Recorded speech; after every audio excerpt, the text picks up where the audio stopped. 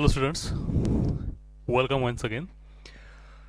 Gravitation chapter के अब कुछ लास्ट पार्ट की तरफ हम आए। शायद इन कुछ पार्ट के बाद हमारा चैप्टर ख़त्म हो जाए, पर शायद उसमें भी 2-3 वीडियोस या मोर देन इट लगेंगे। कुछ न्यूमेरिकल्स वगैरह भी प्रैक्टिस करवा के लेना है। ओके, सो आज के टॉपिक्स में कुछ सिंपल चीज़ें पे थोड़ा सा फिर से एक बार ध्यान देते हैं, ठीक है ना। जैसे कि अगर अर्थ सरफेस पे, यहाँ पे अर्थ सरफेस है, ठीक है ना, से अगर किसी चीज को हम अगर ऊपर फेंक दे तो मैक्सिमम किस हाइट तक पहुंच सकती है, यानी एच मैक्स निकालना है। So sir, is that quite simple, क्योंकि हमने ये वन डायमेंशंस में पढ़ा था। अगर मैक्सिमम हाइट निकालना है तो हमें पता है कि यहाँ पे इनिशियल वेलोसिटी कुछ रहेगी, ऊपर फेंकना है, और मैक्सिमम हाइट पे जब जाएगा तो जैसे जैसे कोई ऑब्जेक्ट ऊपर जाता है तो उसकी वेलोसिटी कम होती है ड्यू टू द ग्रेविटी, है ना। सो यहाँ पे जाके उसकी वेलोसिटी हो जाएगी 0। ओके, सो हाइट निकालना है तो हम थर्ड इक्वेशन यूज करेंगे काइनेमेटिक्स का। सो थर्ड इक्वेशन में क्या था, तो थर्ड इक्वेशन में था v² is equals to u² plus twice as। So यहाँ पे फाइनल वेलोसिटी आप लेंगे 0, क्योंकि मैक्सिमम हाइट पे फाइनल वेलोसिटी 0 हो जाएगी, क्योंकि वहां पे जाके वो चीज रुकने वाली है। ओके, उसके बाद इनिशियल वेलोसिटी आपने u दी तो शायद u² हो जाएगा। अब ऊपर जाती है तो एक्सेलरेशन नहीं, रिटार्डेशन आएगा, ठीक है ना। ऊपर जा रही तो वेलोसिटी कम होती है ना, स्पीड कम होता है, तो स्पीड कम होने के लिए हम रिटार्डेशन लेते हैं। रिटार्डेशन यानी negative acceleration. So that's why here minus twice H G, और यहाँ पे मैक्सिमम डिस्प्लेसमेंट हो रहा है एच मैक्स। सो ऐसी कैलकुलेशन से हमें मिलता है 2g h max is equals to u², and that's why h max is nothing but under root, sorry not under root, u² upon twice g, is it? So ये था हमारा formula u² upon twice g। अगर किसी चीज को हम ऊपर फेंक दे विथ वेलोसिटी u तो वो मैक्सिमम u² अपॉन ट्वाइस जी इतने हाइट पे पहुंच सकती है। Okay, so is it true? Of course sir, it is true. हमने कुछ न्यूमेरिकल्स पण किए थे, बट अब हम जो चैप्टर पढ़ रहे हैं ग्रेविटेशंस, उसमें हमें पता है कि ये जो g है इट इज नॉट कांस्टेंट। अगर हम हाइट बहुत ज्यादा ऊपर लेंगे 500 किलोमीटर से भी ज्यादा, तो ये ट्रू नहीं है, क्योंकि ये जो g है ये कांस्टेंट नहीं है, ये वेरिएबल है। ओके, सो इसलिए हमें ये जो हमने पढ़ा था it is not wrong, it is also correct for the limitations, ठीक है ना। जो हमने पढ़ा था मोशंस, तो वो मोशन हमने अर्थ पे पढ़े थी, ठीक है ना। एक अर्थ सरफेस था जो कोई बड़ा नहीं था। मैक्सिमम माउंटेन एवरेस्ट जो है उसकी ही हाइट 8 किलोमीटर है, सो उससे भी बहुत ज्यादा कम हाइट पे हमने सोचा था, इसलिए हमारा ये उस टाइम पे करेक्ट था। अभी हमें सोचना है कि बहुत ज्यादा हाइट पे क्या होगा। ओके, सो कैसे करेंगे अभी? सो देखिए, ये भी कोई ज़्यादा डिफिकल्ट चीज़ नहीं पढ़ाने वाला मैं आपको। सो इसमें आपको टाइटल देना है maximum height, maximum height from the maximum height, बस इतना, क्योंकि ये ट्रिक है ना, कोई बड़ा कोई टाइटल नहीं है, जस्ट मैक्सिमम हाइट। तो मैक्सिमम हाइट जो आपने देखा वही कि यार किसी चीज को अगर यू वेलोसिटी ऊपर भेजते तो उसकी मैक्सिमम हाइट क्या हो सकती है, बस वही करना है अपने को, ठीक है। सो देखिए इसमें अगर अर्थ सरफेस से ये चीज हमने ऊपर भेजी तो यहाँ पे और यहाँ पे दोनों जगह पे एनर्जी का कंजर्वेशन होना चाहिए, टोटल एनर्जी का कंजर्वेशन, क्योंकि इस पे सिर्फ कंजर्वेटिव फोर्स लगने वाले हैं। जो फ्रिक्शन से फोर्स लगने वाला है एयर फ्रिक्शंस का, वो हम यहाँ पे नेग्लेक्ट कर रहे हैं, ठीक है ना, बहुत कम रहेगा। सो इसलिए सिर्फ कंजर्वेटिव फोर्स लगेंगे, वो भी ग्रेविटी वाला। और कंजर्वेटिव फोर्स अगर है तो कंजर्वेशन ऑफ एनर्जी बनता है, ठीक है ना। So bye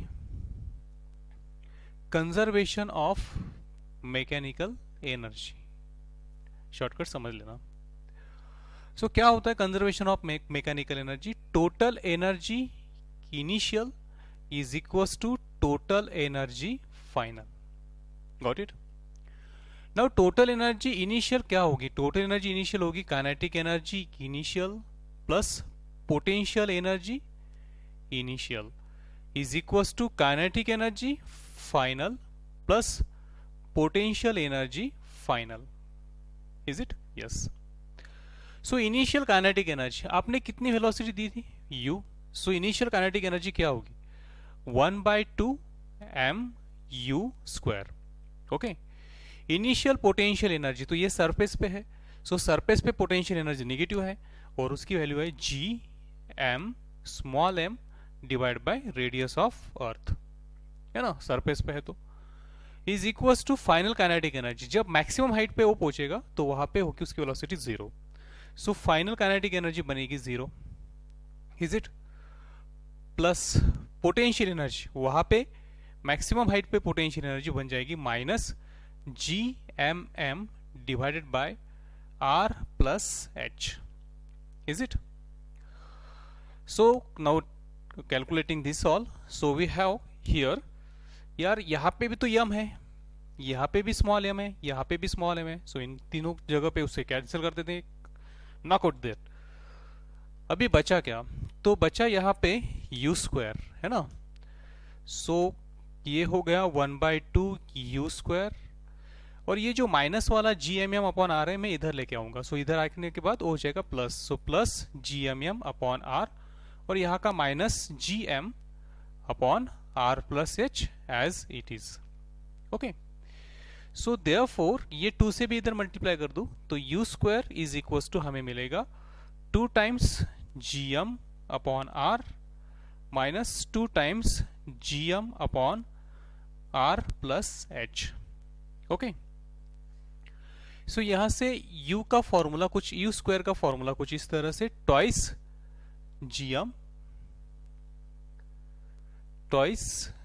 gm divided by, मैं कुछ कॉमन निकालूंगा तो ट्वाइस gm ही कॉमन निकलता है यहां से, bracket 1/r minus 1/r plus h.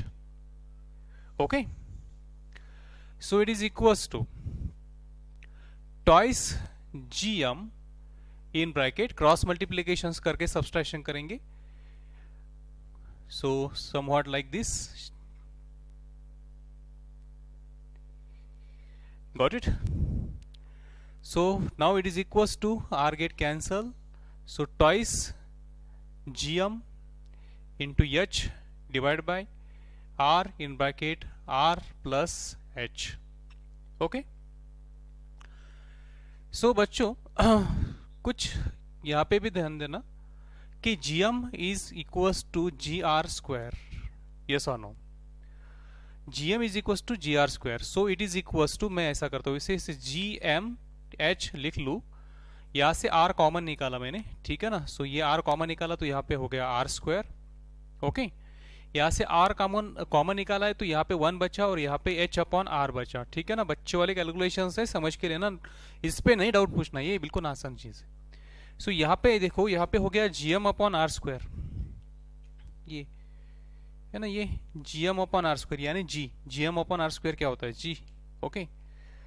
सो ये हो गया आपके पास u² is equals to twice Gm/r² is g small into h divided by 1 plus h/r.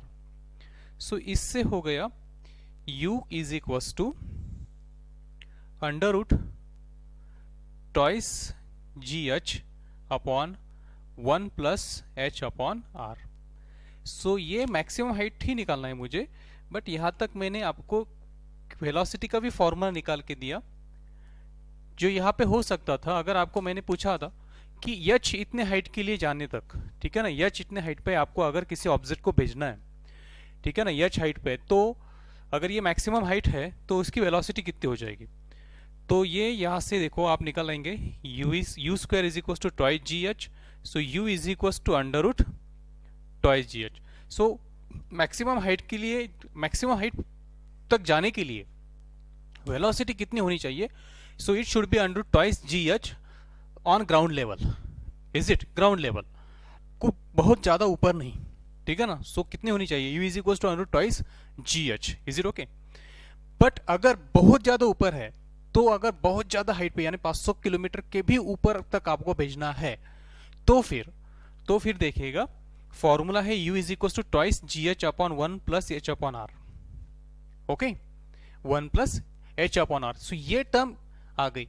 So ये है असली फॉर्मूला और ये है नकली फॉर्मूला। एक्चुअली क्यों नकली है? क्योंकि इसमें हमने अप्रोक्सीमेशंस लिया है कि चलो यार हाइट कम है, ठीक है ना। यहां से अगर ऊपर जाने के बाद एक्सेलरेशन बदलता भी है तब भी ये जो फॉर्मूला ये आपकी करेक्ट वैल्यू देगा, क्योंकि g की वैल्यू आप यहाँ पे 9.8 या फिर 10 ले लेंगे, ठीक है ना, जैसे इसमें किया था।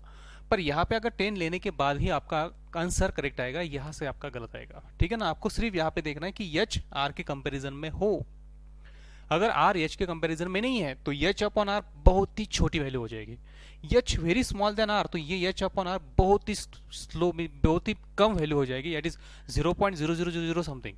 ओके, सो उसके लिए 1 में उसे ऐड करने से कोई ज्यादा फर्क पड़ने वाला नहीं है, तो इसलिए हम इसे नेग्लेक्ट कर देंगे। सो 1 बचा तो यही फॉर्मूला आएगा फिर से, ठीक है ना। पर अगर h की वैल्यू बहुत ज्यादा in comparison of r, like it is h is equal to r by 2, h is equal to twice r, h is equal to r by 3, it is in comparison of r अगर है, तो फिर अगर आपको velocity निकालनी है maximum height के लिए तो आप यहाँ पे 1 और h अपॉन r जो भी है, h is equal to r by 2 है या ट्वाइस r है, तो यहाँ से आप कैलकुलेशंस करके मैक्सिमम वेलोसिटी जो वेलोसिटी निकालेंगे मैक्सिमम हाइट के लिए। Is it clear? नहीं समझे? फिर से एक बार छोटी सी वाक्य में आपको समझा के देता हूँ कि अगर आप किसी चीज को अर्थ से ऐसी हाइट पे भेजेंगे जो हाइट रेडियस के कंपैरिजन में हो तो इस फॉर्मूले से आपका आंसर नहीं आएगा। फिर अगर रेडियस के कंपैरिजन में है तो ये फॉर्मूला आप यूज करें, ठीक है ना। u is equal to under twice ji H upon 1 plus H upon r. ठीक, अगर h कंपैरिजन में नहीं है r के तो फिर कोई बात नहीं, आप इसे इजीली यूज कर सकते। समझ में है मेरी बात? यस। ओके, इसमें गिवंस कौन कौन से है आपको निकालना है वेलोसिटी। यहाँ पे जो फॉर्मूला में बनाया वेलोसिटी, टाइटल दिया था मैंने मैक्सिमम हाइट का, पर आपको निकालना है समझो वेलोसिटी की यार मैक्सिमम हाइट जाने के लिए और से कितनी वेलोसिटी देनी चाहिए। सो ये मैक्सिमम हाइट मिल गई समझो h, ठीक है ना। तो आपको वेलोसिटी निकालना है। So u is equal to under twice ji H upon 1 plus H upon r, ये फॉर्मूला आपको लेना है। आप फॉर्मूला रट सकते हैं या फिर ये पूरा डेरिवेशंस को बार बार देख के आप फ्यू सेकंड्स में इसकी प्रैक्टिस करके, अगर किसी कंडीशंस में आपको ये फॉर्मूला याद नहीं है तो आपको ये कम वाला formula conservation of mechanical energy वाला यूज करके आप तुरंत ही उसे निकाल के ये फॉर्मूला यूज कर सकते हैं। Is it okay? So u की वैल्यू आप निकालेंगे। क्वेश्चन है हमारा कि यार हाइट कैसे निकाले। ओके, सो हाइट के लिए वही डेरिवेशंस पूरा लेंगे, सिर्फ हमने u पे अटका के रखा था, अभी u दिया होगा और हाइट निकालना होगा, ठीक है ना। So is it quite simple. उसे ही हम थोड़ा सा डिराइव करेंगे आगे चल के। ओके, देखो हमें मिला u square is equal to twice ji H upon 1 plus H upon R. So ये हो गया u in bracket 1 plus H upon are is equal to twice ji H. So इसे हम लिख लेते u square plus u square H upon are is equal to twice ji H. शायद कुछ ज्यादा ही लंबा खींच लिया मैंने। सो इसके बाद u square is equal to twice ji h minus u square h upon r. इस यहां से h कॉमन लेंगे, सो h कॉमन लेके हमें मिलेगा यहाँ पे twice g minus u square upon R. Okay, so हमें h निकालना है। So therefore h is equal to u square यहाँ पे है बचा हुआ और ये जो ब्रैकेट है यहाँ पे डिवाइड हो जाएगी twice g minus u square divide by r। सो ये बन गया हम सब का हाइट का फॉर्मूला। ओके, सो अगर u दिया हुआ है तो यहाँ पे u की वैल्यू पुट करो और h निकालो। अगर आपको u निकालना है और h की वैल्यू पता है तो ये फॉर्मूला यूज करना। Is it simple? Maximum height के लिए आप ये पूरे ट्रू फॉर्मूले, आपने जो 1 डायमेंशंस पढ़ा था उसमें आपने लिमिटेशंस ली थी हाइट की, हार्डली 8 किलोमीटर 10 किलोमीटर, मैं तो बोलूँगा 500 किलोमीटर तक भी गया तो आप उसे यूज कर सकते हैं, बट मोर देन 500 किलोमीटर नहीं कहना चाहिए। इन कंपैरिजन ऑफ रेडियस ऑफ अर्थ अगर आपने हाइट ली तो आप वो फॉर्मूले से कैलकुलेशन नहीं करेंगे, 1 डायमेंशन के फॉर्मूले से कैलकुलेशन नहीं करेंगे, आप कैलकुलेशंस करेंगे ग्रेविटेशन के फॉर्मूले से। Is it okay? सो अच्छे से इसे याद करना है और ये पूरा नोट करके रखना है नोटबुक में, और इसे अच्छे से रिवीजन करते रहना है, और बुकलेट्स में से या फिर जो भी आपके पास किताब हो उसमें से आपने ये क्वेश्चंस जोड़ने की प्रैक्टिस करते रहना है। ठीक है, सो लिख लो इसे अच्छे से।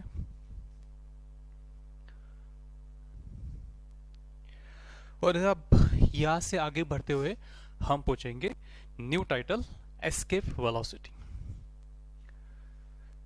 एस्केप यानी छूट के जाना, भाग के जाना, निकल के जाना। ठीक है ना, आप किसी जेल में अटके हुए और यहाँ से वहां से आप भाग गए तो उसे कहते हैं एस्केपिंग, एस्केप। ठीक है ना, यहाँ कहाँ से, किसके बंधन से छूट के भाग जाना है हमें? तो ऐसी वेलोसिटी की जिस वेलोसिटी से हम अर्थ के ग्रेविटेशन के बंधन से छूट के बाहर जाएंगे, तो हमें उसके लिए कितनी वेलोसिटी चाहिए? That is called escape velocity.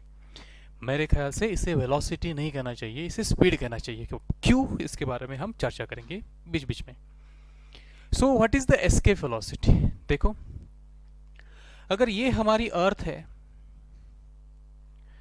तो अर्थ के इर्द गिर्द उसकी एक ग्रेविटेशनल फील्ड भी है, समथिंग लाइक स्फेरिकल लूंगा मैं। ओके, अगर हम किसी चीज को अर्थ से बाहर फेंकेंगे तो अर्थ से ऊपर फेंकेंगे तो ऊपर जाएगा। अगर मिनिमम हाइट तक है तो आपका formula u is equal to 100 GH हो सकता है। ओके, और अगर आप कुछ ज्यादा ही हाइट पे फेंकते हैं तो आपका u का फॉर्मूला हमने अभी देखा उस तरह से twice GH upon 1 plus h upon r हो जाएगा। पर इस हाइट पे फेंकने के बाद भी आपकी चीज वापस अर्थ की तरफ आएगी। आप और ऊपर फेंके तब भी बाहर आएगी, अंदर वापस आएगी, और ऊपर फेंके तब भी अंदर आएगी। क्यों अंदर आएगी? क्योंकि ये सब जो है वो अर्थ के ग्रेविटेशनल फील्ड के अंदर है। यानी जहां तक अर्थ की ग्रेविटेशनल फील्ड यानी अर्थ का ग्रेविटेशनल फोर्स एप्लीकेबल है वहां तक है। पर अगर आपने ये वेलोसिटी कुछ ज्यादा ही दे दी, ठीक है ना, तो फिर ये ऑब्जेक्ट शायद अर्थ के ग्रेविटेशनल फील्ड के बाहर आ जाए, और अगर अर्थ के ग्रेविटेशनल फील्ड के बाहर आ गया तो ये तो स्वतंत्र हो गया, इसे कोई अंदर नहीं खींचेगा। Is it?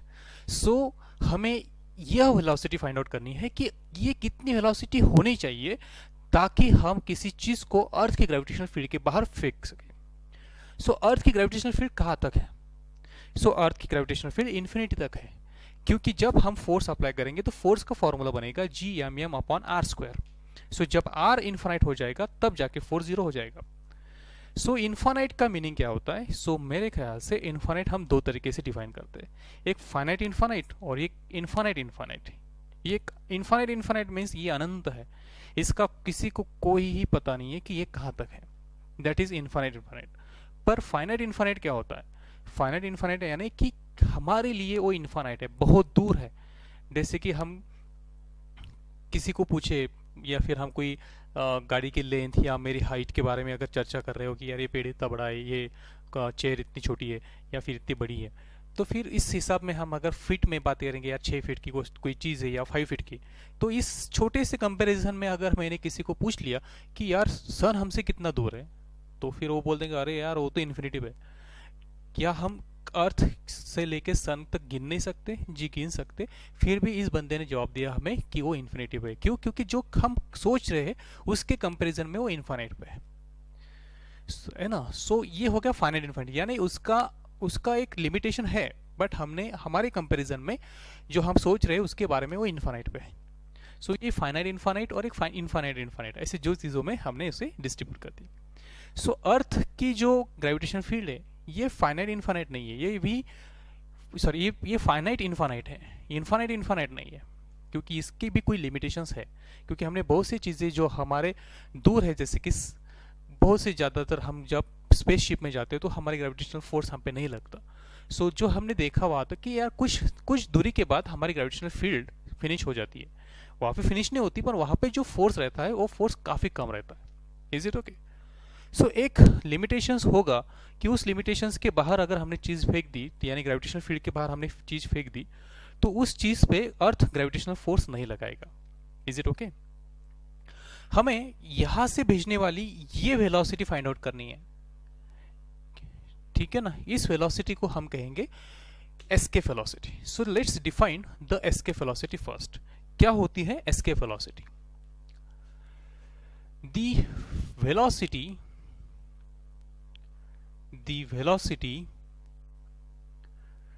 required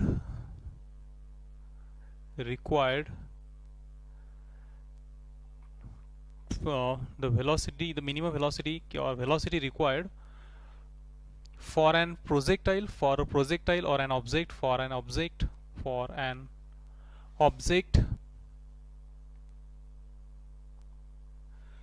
to escape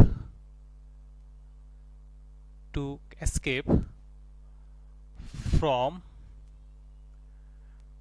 gravitational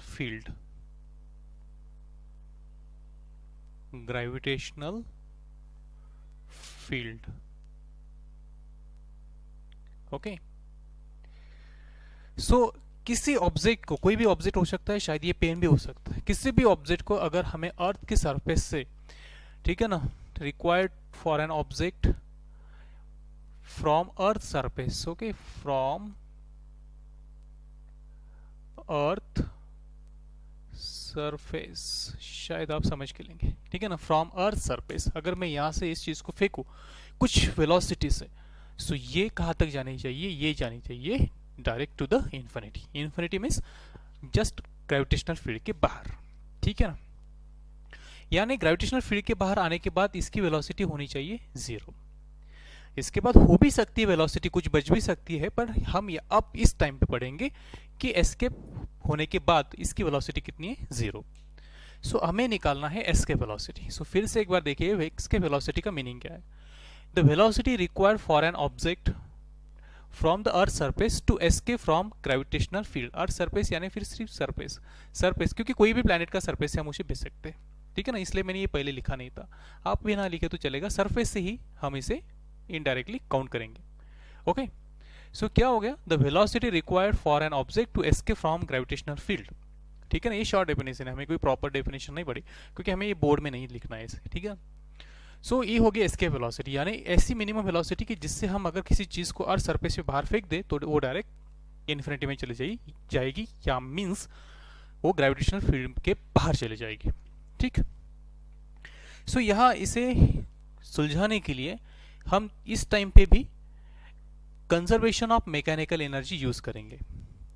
सो यहां से उसका डेरिवेशन स्टार्ट करेंगे, शॉर्ट डेरिवेशन है बिल्कुल, by conservation of mechanical energy.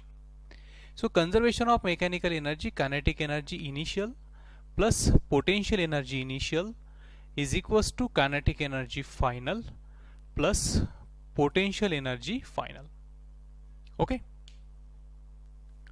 So kinetic energy initial, so यहां से हम जब उसे फेंकेंगे तो ये हो गई 1/2 mu², ओके। सो इसे ही हम कहने वाले हैं escape velocity which is denoted by VE। सो मैं यहां पे u की जगह पे लिखूंगा VE², ओके। अभी हम अर्थ सरफेस पे है तो यहां पे हो जाएगा -GMM/R, ओके। अगर किसी ने आपको पूछ लिया होगा कि इस हाइट से एस्केप वेलोसिटी कितनी हो जाएगी, सो इस हाइट पे अगर आपको पोटेंशियल एनर्जी बनानी है तो फिर यहाँ पे आप R+H लिखेंगे, ठीक है ना। फिलहाल तो हम सरफेस पे ही उसे काउंट कर रहे हैं। So it is equals to gravitational field के बाहर आने के बाद यहाँ पे वेलोसिटी कितनी है, 0। सो उसकी काइनेटिक एनर्जी कितनी हो जाएगी, 0। और अर्थ के इन्फानाइट हो गया ना, ग्रेविटेशनल फील्ड के बाहर गया ना, इन्फानाइट पे हो गया, सो इन्फानाइट पोटेंशियल एनर्जी कितनी है, 0। सो ये भी बन गया हमारे लिए 0, ठीक है ना। वैसे हम इन्फानाइट नहीं पता हमें कहाँ पे है, ठीक है ना, फिर यहाँ पे ग्रेविटेशनल फील्ड के बाहर गया तो इन्फानाइट बन गया हमारे लिए, ठीक है ना, क्योंकि हमारी अर्थ ग्रेविटेशनल फील्ड बहुत बड़ी हो जाएगी। सो यहाँ पे पोटेंशियल एनर्जी उसकी कितनी लेनी पड़ेगी हमें, 0, ओके। आगे यहाँ पे हमें मिला 1/2 mVE² is equals to GMM divided by capital R। So यहाँ से m गेट कैंसल और हमें VE एस्केप वेलोसिटी का स्क्वायर इज इक्वल्स टू मिला ट्वाइस GM/R, ओके। सो अगर ये R की जगह R+H हो तो यहाँ पे भी R+H आएगा, है ना, अगर स्मॉल r है तो फिर स्मॉल r, ठीक है। So therefore VE is equals to under root twice GM upon r. So this is the first formula for escape velocity. Remember this. Okay, easy है, under root twice gm upon r. आपको ये भी पता है कि gm is equal to small g r square है. Yes और no? Yes. So आप यहाँ पे अगर उसकी वैल्यू पुट करें तो ये हो गया under root 2gr square divide by r. So R R and R square get cancel. So आपके लिए v का फॉर्मूला बन गया under root twice g into capital R. Okay. अगर हम मास को डेंसिटी की फॉर्म में लिखे, मास हो गया अर्थ की डेंसिटी इनटू अर्थ का रेडियस, अर्थ का वॉल्यूम, तो इस फॉर्मूले में VE is equal to twice under root twice G, mass हो गया डेंसिटी इंटू 4/3 वॉल्यूम है ना, pi R cube divided by फिर से एक बार r, और ये r कैंसिल, यहाँ पे r स्क्वायर बन जाएगा. सो VE का फॉर्मूला हमें यहाँ पे मिलेगा under root twice g rho 4/3 pi r square. Okay. So it is nothing but VE is equal to under root 4 to the 8, so 8/3 into 0 और पाई बचा, पाई इंटू आर स्क्वायर. इसमें से आप 2 और r को भी कॉमन लेके भी आंसर बना सकते. सो यहाँ पे 2 ट्वाइस r अंडर रूट ये 2 पाई/3, देखिए ये 2, ये पाई और ये 3, ये 4 को बाहर निकाला 2, ये r स्क्वायर को बाहर निकाला r, ये हो गया 0. सो ये भी फॉर्मूले एस्केप वेलोसिटी की है. ओके. अभी स्टूडेंट्स लुक एट हियर कि अगर इनमें आप देखें तो हमें g की वैल्यू पता है, m की वैल्यू पता है और r की भी वैल्यू पता है. यहाँ पे g की वैल्यू पता है, r की वैल्यू पता है और 2 की भी वैल्यू पता है. ठीक है ना. सो इसके वजह से हमें एस्केप वेलोसिटी की value from the earth surface exactly पता है. सबकी वैल्यूज पता है आपको, g की वैल्यू पता है, r की वैल्यू पता है. यस और नो? सो अगर आपको यहाँ पे आप g और r की वैल्यू पुट कर दे तो आपके कैलकुलेशंस बना के आपको जो फॉर्मूला वैल्यू मिलेगी एस्केप वेलोसिटी की, तो ये एस्केप वेलोसिटी की वैल्यू है VE is equal to 11 kilometre पर सेकंड, 11.2. ठीक है ना, कुछ 11 नहीं हो लिख सकते, 11.2 किलोमीटर पर सेकंड फॉर अर्थ. ओके, 11.2. अगर अर्थ के लिए इसकी वैल्यू 11.2 किलोमीटर पर आवर है, पर सेकंड है. ठीक है ना. तो मून के लिए इसकी वैल्यू 2.2, यहां पे लिख लेता हूं, 2.2 किलोमीटर पर सेकंड है फॉर मून. ठीक. सो बच्चों क्वेश्चन ऐसा है कि अगर मैंने यहां से ए पेन को अर्थ ग्रेविटेशनल फील्ड के बाहर भेजना है तो मुझे कितनी वेलोसिटी देनी पड़ेगी पेन को? 11.2 किलोमीटर पर सेकंड. अगर मुझे मून से भेजना है तो 2.2 किलोमीटर पर सेकंड. यानी मून से चीजें बाहर जल्दी जाएगी, अर्थ से जल्दी नहीं जाएगी. सो इसके वजह से जो अर्थ का एटमॉस्फेयर है, तो अर्थ का एटमॉस्फेयर बना हुआ है मॉलिक्यूल से. ठीक है ना, ऑक्सीजन, नाइट्रोजन, सभी जो मॉलिक्यूल्स है, अर्थ के ड्रॉपलेट्स. ठीक है ना, ये जो एटमॉस्फेयर है छोटे छोटे पार्टिकल से बना है. इन पार्टिकल की खुद की एक वेलोसिटी रहती है. ये पार्टिकल भी इधर उधर रैंडम, जो हवा है ना, तो वो रैंडमली इधर उधर मूव होती रहती है. इसकी वेलोसिटी जो रहती है पार्टिकल की, उसे कहते हैं उसकी root mean square velocity. Root mean square velocity जो काफी कम रहती है, पर 2.2 किलोमीटर पर सेकंड से ज्यादा. ये डिपेंड करती टेम्परेचर पे, सरफेस के टेम्परेचर पे, बट 2.2 से कुछ ज्यादा रहती है. अगर 2.2 से ज्यादा वेलोसिटी वाला कोई भी ऑक्सीजन का या कोई भी नाइट्रोजन का कोई भी मॉलिक्यूल अगर मून के सरफेस पे उसकी वेलोसिटी बढ़ गई, 2.2 से ज्यादा हो गई, तो क्या वो मून सरफेस पे रहेगा? नहीं. 2.2 से अगर उसकी वेलोसिटी थोड़ी भी बढ़ गई तो वो इन्फिनिट पे चला जाएगा. पर अर्थ पे उसकी वेलोसिटी, एस्केप वेलोसिटी 11.2 है. ये इतनी वेलोसिटी होनी चाहिए, होने के लिए उसकी टेम्परेचर बहुत ज़्यादा होना जरूरी है. मॉलिक्यूल का टेम्परेचर बहुत ज़्यादा होना जरूरी है. अगर मॉलिक्यूल का टेम्परेचर बहुत ज़्यादा बन गया तो उस टाइम पे शायद उसकी वेलोसिटी 11.2 किलोमीटर पर सेकंड से ज़्यादा हो, और अगर वो ज़्यादा हुई तो शायद वो अर्थ की ग्रेविटेशनल फील्ड से बाहर जाएगा. पर ऐसा बड़ा टेम्परेचर तो हो नहीं सकता। इसलिए अर्थ पे जो मॉलिक्यूल्स है उनका स्पीड जो है उसे आरएमएस स्पीड बोलते हैं, वो 11.2 किलोमीटर पर सेकंड से कम होने के कारण अर्थ के इर्द गिर्द एटमॉस्फेयर है, बट मून के इर्द गिर्द एटमॉस्फेयर नहीं है, क्योंकि जो मॉलिक्यूल की आरएमएस वेलोसिटी है वो मून के एस्केप वेलोसिटी से ज़्यादा है, इसलिए मून पे कोई भी एटमॉस्फेयर टिकता नहीं है। ठीक, बातें समझ में आई ना? अच्छे से सुन लेना, बार बार एक बार रिपीट करके। ओके, सो इसे अच्छे से नोट कर लेना। ओके,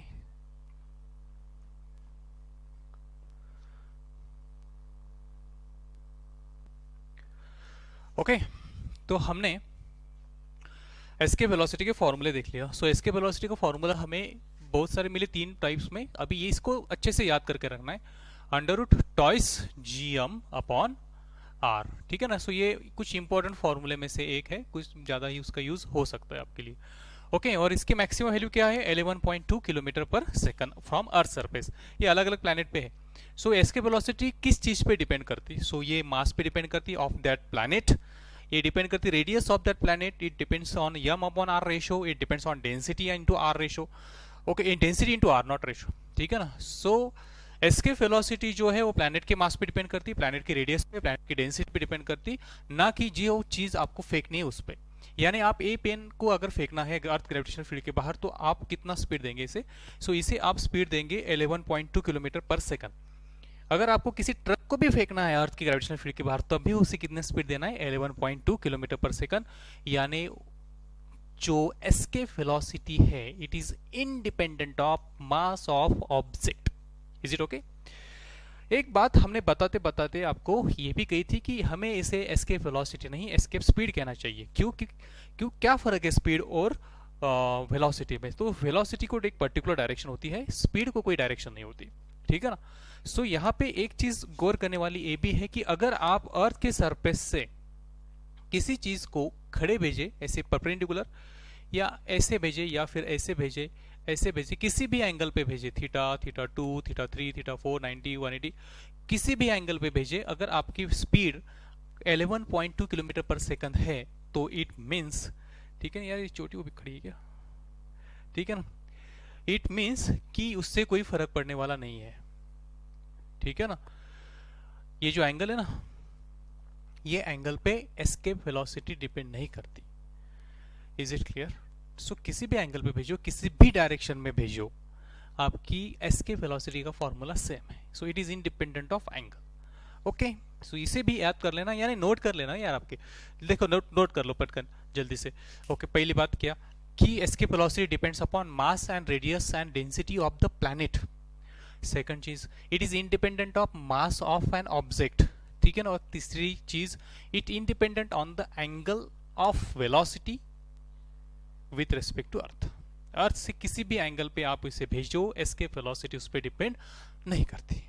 ओके, सो आज के लेक्चर में आपने स्टार्टिंग में मैक्सिमम हाइट का फॉर्मूला भी लर्न किया था, है ना? वो आया था h is equals to under root, नहीं h का, हाँ h का कुछ बड़ा ही था यार, कुछ है ना?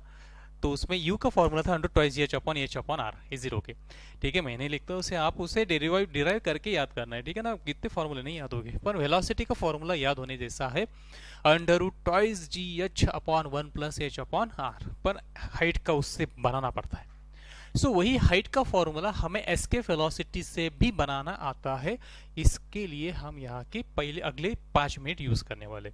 ओके, किस तरह से? देखिए, अगर किसी चीज को आप अर्थ के सरफेस से v वेलोसिटी से भेजेंगे तो वो मैक्सिमम कितने हाइट पे जाएगा, ये हमारा फिर से एक बार क्वेश्चन है। सो अर्थ के सरफेस से हम इसे यहाँ पे लगाएंगे by conservation of mechanical energy. Earth के सरफेस पे कितनी है वेलोसिटी? 1/2mv, और यहाँ पे वेलोसिटी का स्क्वायर काइनेटिक एनर्जी अर्थ के सरफेस पे माइनस gm अपॉन अर्थ का रेडियस r।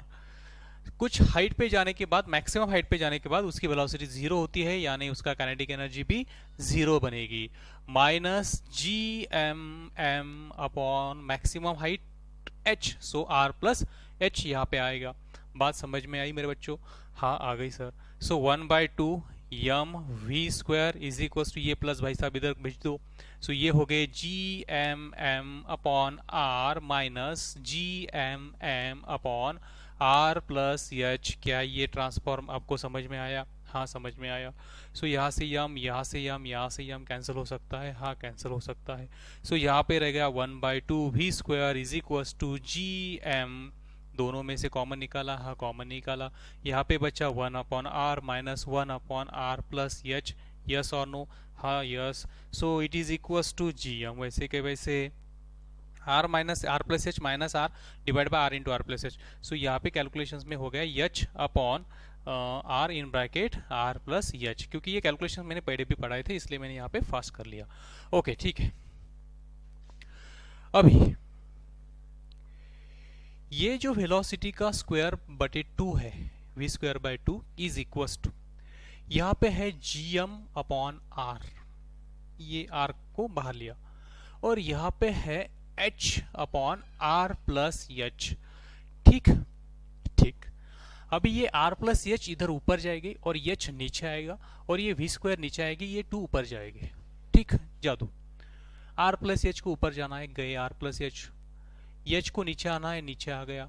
यहाँ पे जी एम अपॉन आर वैसे के वैसे, और यहाँ के 2 ऊपर गए, और ये वी स्क्वायर नीचे आ गए 1/v स्क्वायर। ठीक, यहाँ पे कैलकुलेशंस किए हमने, ये हो गया R plus H plus 1 is equal to 2gm upon R, 2gm upon R. So ये हो गया under 2gm upon are is equal to V, अगर इसका स्क्वायर कर दूं तो 2gm अपॉन आर। सो ये बन गए हमारे वी स्क्वायर, और ये है हमारे वी स्क्वायर। ठीक, और आगे है r upon h is equal to we square upon v square minus 1, और आगे है r upon h is equal to we square minus v square upon v square, और आगे है h upon are is equal to, ये उल्टा, v square upon v e square minus v square. Yes, और आगे है h is equal to r in bracket v square upon v square minus v square, और बस ना, ये हो गया ना एच का formula in terms of escape velocity. ये क्या आ गया एस्केप वेलोसिटी। ठीक, सो आपको एस्केप वेलोसिटी के टर्म से मैक्सिमम हाइट का फॉर्मूला हमने तुरंत फास्टली प्रूफ करके दिया। ये शायद आपके काम में आ जाए अगर इसे आप इस डेरिवेशंस को आप अच्छे से रिवाइज कर करके लर्न कर रहे हैं, या फिर मेरी वीडियो बार बार देख रहे हैं 2-2 दिन के बाद, एक दिन के बाद, ठीक है ना, या फिर रिवीजन के लिए भी यूज़ कर रहे हैं, तो शायद ये डेरिवेशंस आपको एक बार रिवाइज हो जाएगा, तो शायद फार्मूला आप भूल भी जाए, पर आपको ये डेरिवेशंस याद होने के वजह से, ये कम वाला फार्मूला यूज़ करने की वजह से आप इसे अच्छे से एक बार फिर से वहाँ पे डिराइव कर लेंगे, वो भी बिल्कुल फास्ट कर लेंगे, और आपके फॉर्मूले में कोई गलती नहीं आएगी, और इसके वेलोसिटी से आप एच निकाल सकते हैं। आपको u का फॉर्मूला भी नकली और असली दोनों याद हो गए, √2gh, या फिर u is equal to √2gh upon 1 plus H upon r. अगर सिर्फ आपको u दिया हुआ है इनिशियल वेलोसिटी, और कोई इसके वेलोसिटी के टर्म्स में कोई बात किसी ने की नहीं है, तो आप वो फॉर्मूला अच्छे से यूज़ कर सकते हैं, उसमें भी आप इसके वेलोसिटी की हाइट, मैक्सिमम हाइट यूज़ निकाल सकते हैं, और यहाँ से इन टर्म्स ऑफ इसके वेलोसिटी भी आप निकाल सकते हैं। सो आप अच्छे से इसे नोट कर ले, या फिर इस फॉर्मूले को एक बार अच्छे से डिराइव करके अपने आप में उसे बनाओ, ठीक है ना। सो देखिएगा, मैंने जब आपको पढ़ाया था वर्क पावर एनर्जी, तो उस टाइम पे मैंने ये भी बताया कि यार ये कभी ख़त्म नहीं होगा, ये हर जगह है, हमें यूज़ करना है अलग अलग टर्म से, है ना। सो ये कंजर्वेशन ऑफ मैकेनिकल एनर्जी हमने वही से पढ़ा था, और वहाँ के एप्लीकेशंस, कंजर्वेशन ऑफ मैकेनिकल के एप्लीकेशंस हम through out the physics use करेंगे, ठीक है ना। सो इसे अच्छे से एक बार नोट कर लेना, ठीक। ओके, सो एस्केप वेलोसिटी से कम वेलोसिटी से हमने किसी चीज़ को अगर भेजा तो मैक्सिमम हाइट पे पहुंच सकती है, उसका फॉर्मूला हमने देखा। अभी 3 चीज़ें देखी हमने, अगर एस्केप वेलोसिटी से कम वेलोसिटी से भेजेंगे तो ऊपर जाएगी, फिर से अर्थ के ग्रेविटेशन फील्ड में वापस आएगी। अगर एस्केप वेलोसिटी से एस्केप वेलोसिटी इतनी वेलोसिटी दी तो अर्थ के ग्रेविटेशनल फील्ड के बाहर आएगी, और यहाँ पे उसकी वेलोसिटी हमने ली थी 0। पर अगर आप एस्केप वेलोसिटी से ज़्यादा वेलोसिटी देंगे, एस्केप वेलोसिटी से भी ज़्यादा वेलोसिटी देंगे, तो अर्थ ग्रेविटेशनल फील्ड के बाहर आने के बाद भी उसमें कुछ वेलोसिटी बचेगी, और उस वेलोसिटी से वो कंटिन्यू अर्थ के बाहर, ग्रेविटेशनल फील्ड के बाहर चलते रहेगा, फिर उसे कोई रोकने वाला नहीं है, क्योंकि लॉ ऑफ इनर्शिया कहता है कि अगर कोई एक्सटर्नल फोर्स नहीं है तो वो चीज़ उसी स्पीड से कंटिन्यू चलती रहती है। ठीक है ना। सो ये हो गया एक टॉपिक हमारे लिए आज फिर से, कि अगर हमने एस्केप वेलोसिटी से भी ज़्यादा वेलोसिटी ऑब्जेक्ट को दी तो फिर वो ऑब्जेक्ट क्या करेगा, कैसे मोशन करेगा। ठीक है ना। सो आसान है। देखिए, बाय कंजर्वेशन ऑफ, इस यहाँ पे टाइटल दे देंगे हम, if velocity of object is greater than escape velocity, तो फिर क्या होगा। ठीक है ना, ये हमारा सवाल है। सो यहां पे भी हम यूज करेंगे conservation of mechanical energy.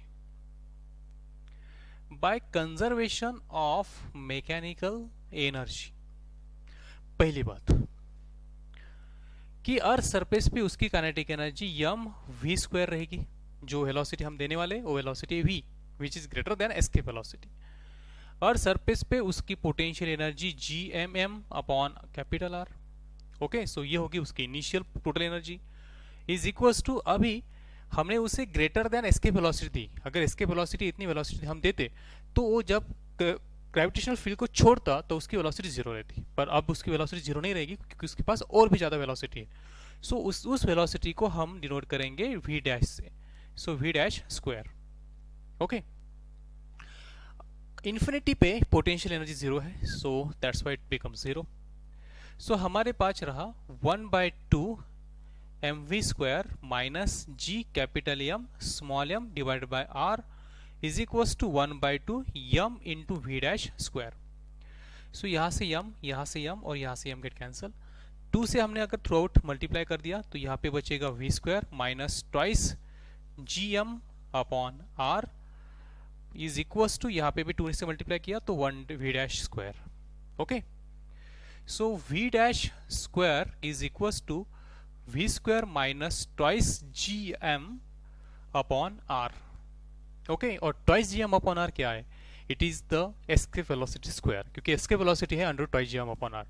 So we dash square is equals to we square minus escape velocity square.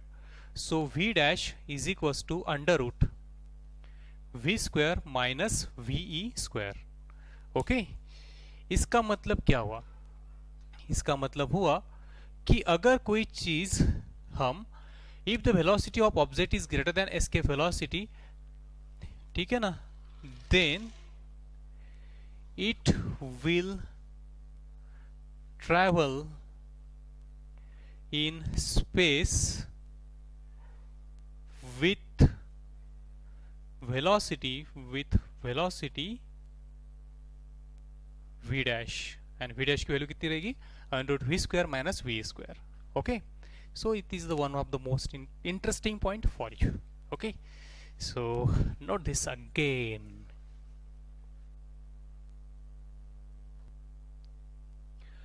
Okay, अब हम पढ़ेंगे ब्लैक होल।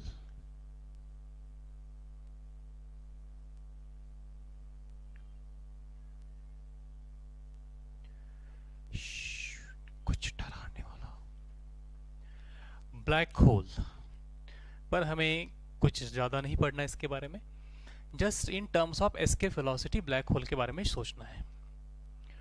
देखिए, ब्लैक होल एक ऐसी चीज़ है एक्चुअल, कि जिसके अंदर अगर कोई गया तो कभी भी बाहर नहीं आ सकता। तो ये कोई अर्थ पे मिलने वाली चीज़ नहीं है, ठीक है ना, कोई गोडाउन नहीं या कोई गुंडों के ठिकाना नहीं है जहाँ पे जाके आप अंदर गए तो बाहर नहीं आएंगे, ठीक है ना, ऐसा कुछ नहीं है। ये पूरी स्पेस में कुछ जगह पे है और एक्चुअल में है, ठीक है ना, इसे खोज भी निकाला है। वहाँ पे कोई गया नहीं, क्योंकि वहाँ पे अगर कोई गया तो फिर वापस आता नहीं।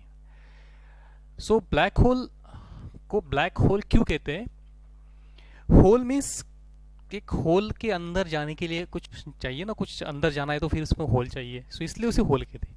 यानी वहाँ पे कोई ऐसी होल नहीं है, कोई तो भी ऑब्जेक्ट है। और उसे ब्लैक क्यों कहते हैं? क्योंकि वहाँ पे सब कुछ एब्सॉर्ब होता है, सब, यानी लाइट भी एब्सॉर्ब होता है। सो अगर किसी चीज़ में लाइट एब्सॉर्ब होता है, सो वहाँ से लाइट रिफ्लेक्ट नहीं होता। अगर लाइट रिफ्लेक्ट नहीं होता तो फिर हमें वो चीज़ दिखाई नहीं देती, और वो चीज़ हमें दिखाई नहीं देती तो इसलिए वो ब्लैक है। वहाँ से कोई कलर आ रहे हैं, जैसे मेरे शर्ट पे अगर येलो कलर है ना, तो यहाँ पे लाइट आता है डिफरेंट 7 कलर्स के, सो यहाँ से येलो कलर्स रिफ्लेक्ट होके आपके पास आ रहे हैं, ठीक है ना, तब जाके मैं आपको दिखूंगा, ये शर्ट आपको दिखेगा। ओके, बट ब्लैक होल से अगर लाइट भी ब्लैक होल के अंदर गया तो वो भी वापस नहीं आता, सो वहाँ से कुछ वापस नहीं आता, इसलिए वो ब्लैक कलर के दिखते, सो इसे ब्लैक होल। यानी ब्लैक होल में जाने वाली कोई भी चीज़ बाहर नहीं आती। अगर किसी चीज़ को बाहर आना है, अगर अर्थ से भी बाहर आना है, तो उसे कितनी वेलोसिटी चाहिए? एस्केप वेलोसिटी चाहिए, इज इट? अर्थ से बाहर निकलने के लिए आपको कौन सी वेलोसिटी चाहिए? अर्थ से बाहर निकलने के लिए आपको एस्केप वेलोसिटी चाहिए। अभी ब्लैक होल से तो लाइट भी बाहर नहीं आ रहा, और लाइट की वेलोसिटी कितनी होती है? c, यानी 3 × 10⁸ मीटर पर सेकंड। सो ब्लैक होल की एस्केप वेलोसिटी से अगर लाइट भी बाहर नहीं आ सकता, तो समझ लो कि ब्लैक होल से अगर बाहर आने के लिए एस्केप वेलोसिटी लाइट से भी ज़्यादा चाहिए, या फिर कम से कम लाइट इतनी तो भी चाहिए। सो ब्लैक होल के लिए एस्केप वेलोसिटी की वैल्यू है velocity of light,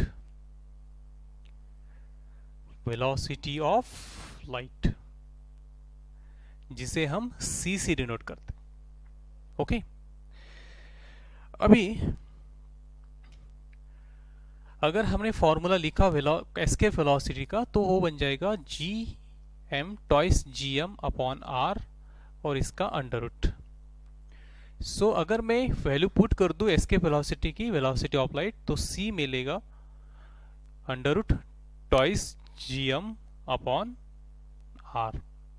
so therefore radius of black hole कितना होना चाहिए? इट शुड बी, दोनों साइड का हमने स्क्वायर कर दिया, सो यहाँ पे c स्क्वायर बनेगा, है ना। सो ये अंडर रूट निकालने से ये हो गया ट्वाइस gm, और ये c स्क्वायर हो जाएगा डिवाइड।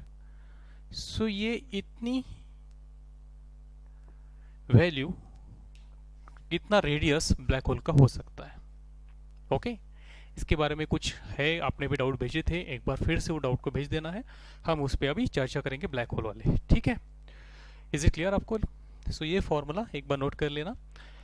कुछ इलिप्स के, तकरीबन इलिप्स के साथ इसेंट्रिसिटीज वगैरह के फॉर्म में कुछ फॉर्मूले आपको देना है, सो इसी में, इसी वीडियो में उसे लिंक करता हूँ, इसके वेलोसिटी के बारे में नहीं है वो, ठीक है ना।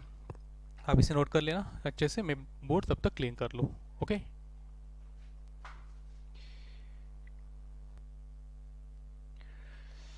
ओके, छोटा सा टॉपिक है, एस्केप वेलोसिटी के से अलग है। देखो, हमने पढ़ा था कि केपलर्स लॉ ने हमें बताया था कि कोई भी planet revolves around the sun in an elliptical orbit like this. Okay, वो इलिप्टिकल ऑर्बिट में घूमता है, और sun is situated at one of the foci. So ये हो गया सन का फोसाई। सो यहाँ से लेके यहाँ तक एक छोटा डिस्टेंस है, इसे हम कहेंगे r1, और इस पॉइंट को कहते हैं पिरीगी, P, और यहाँ से लेके यहाँ तक मेजर हो गया, सो ये हो गया r2, इसे हम कहते हैं अपोगी, ठीक है ना, A, और ये प्लैनेट घूम रहा है यहाँ से। सो यहाँ पे उसकी वेलोसिटी है vp, और यहाँ पे उसकी वेलोसिटी है va। ओके, सो हमें ढूंढना है vp और va की value in terms of eccentricity.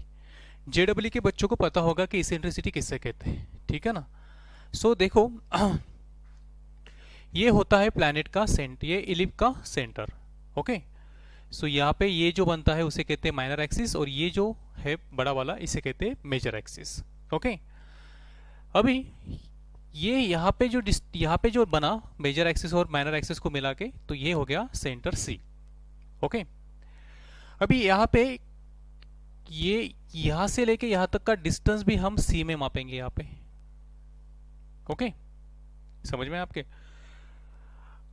और ये जो मेजर सेमी मेजर एक्सिस है, ये होता है यहां से लेके यहां तक। सो ये हो गया मेरे लिए स्मॉल ए मेजर एक्सिस। सी यानी क्या, तो फोसाई से लेके सेंटर तक का डिस्टेंस सी सेंटर से लेके सरकमफरेंस तक यानी मेजर एक्सिस का हाफ, ये मेजर एक्सिस का हाफ, इसे कहते हैं सेमी मेजर एक्सिस। ओके, तो अगर आपने R1 की वैल्यू देखी यहां पे R1, सो R1 निकल के आएगा, सो यहां से लेके यहां तक ये है A और ये में से गया C, सो R1 होता है A माइनस C। और अगर आपने R2 की वैल्यू देखी, ठीक है ना, तो R2 यहां से लेके यहां तक है यानी A plus C, so R2 की वैल्यू होती है A प्लस C। ओके, क्या ढूंढना है, क्या टाइटल है? सो टाइटल है हमारा velocity of planet in terms of eccentricity. हमारे मैथ्स के टीचर्स आपको इसेंट्रिसिटी के बारे में पूरा पढ़ा देंगे अच्छे से, मुझे सिर्फ इसे यूज करना है, इसलिए मैं सिर्फ आपको ऊपर की आइडिया उसके बारे में दे रहा हूं। ठीक है, इसेंट्रिसिटी क्या होता है? इसेंट्रिसिटी ई से डिनोट की जाती है और eccentricity is the ratio of C upon A, यानी ये यहां से लेके सी और ये इन दोनों का ratio C upon A. Okay, अभी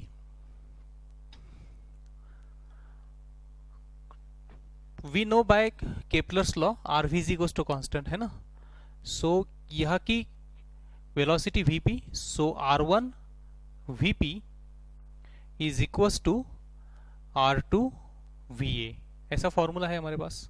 okay, so therefore VP upon VA is equals to R2 upon R1। Got it? VP upon VE is equals to R2 upon R1। समझ में आई कि नहीं आपके बात? ओके, सो स्टूडेंट्स R2 क्या है? R2 है A प्लस C। R1 क्या है? R1 है A minus C। So VP upon VA is equals to, हम इसे RP RA भी लिख सकते हैं, ठीक है ना, RA, और ये हो गया RP, ठीक है ना। सो ये R2 upon R1 is equals to A plus C। अगर मैं इस इक्वेशन को A से डिवाइड करूं थ्रू आउट, सो यहाँ पे भी A पे डिवाइड किया, सब तरह पे सब जगह पे A से डिवाइड किया, सो A अपॉन A मिलेगा 1, C अपॉन A मिलेगी इसेंट्रिसिटी E, फिर से 1 माइनस E। सो ये भी फॉर्मूला इसेंट्रिसिटी के वक्त काम में आ सकता है। अगर इसेंट्रिसिटी दी है तो आप ये R2 अपॉन R1 का रेशियो या फिर VP अपॉन VA का रेशियो फाइंड आउट कर सकते हैं। ठीक, हमें फाइंड आउट करनी है velocity of the planet. Okay, यहां पे रहने वाली टोटल एनर्जी और यहां पे रहने वाली total energy should be same by conservation of energy. So by conservation of mechanical energy, total energy at perigee should be equals to total energy at apogee। So perigee पे रहने वाली total energy, kinetic energy at perigee 1/2 mv, वहां पे की velocity vp square. Okay, minus, क्योंकि gravitational field अगर infinity पे zero है तो यहाँ पे हम पोटेंशियल एनर्जी माइनस लेते हैं। सो यहां से यहां तक की पोटेंशियल एनर्जी बनेगी माइनस जी, प्लैनेट का सॉरी ये और सन का मास कैपिटल एम और प्लैनेट का मास स्मॉल एम अगर लेते हैं तो capital M into small M divide by यहां से लेके यहां तक का distance R1। Okay, is equals to at apogee it is 1/2 m VA square minus G M M upon R2। Okay, so 1/2 m VP square और ये term इधर minus 1/2 m VA square is equals to ये इधर आने के बाद plus G capital M small M upon R1 minus G capital M small M upon R2। Okay, so यहाँ पे small M small M small M small M get cancel, 2 से इधर multiply कर सकते हैं हम, वीपी स्क्वायर माइनस वी ए square, ठीक है ना, कॉमन निकाल के, फिर ये 2 इधर आ गए, सो 2 जी एम और ब्रैकेट में रहेगा 1 upon R1 minus 1 upon R2। शायद कुछ फास्ट कैलकुलेशंस कर रहा हूं मैं। So VP square minus V A square is equal to twice ji M 1 upon R1 minus 1 upon R2। यहाँ तक आपका कैलकुलेशंस आ गया। Is it okay?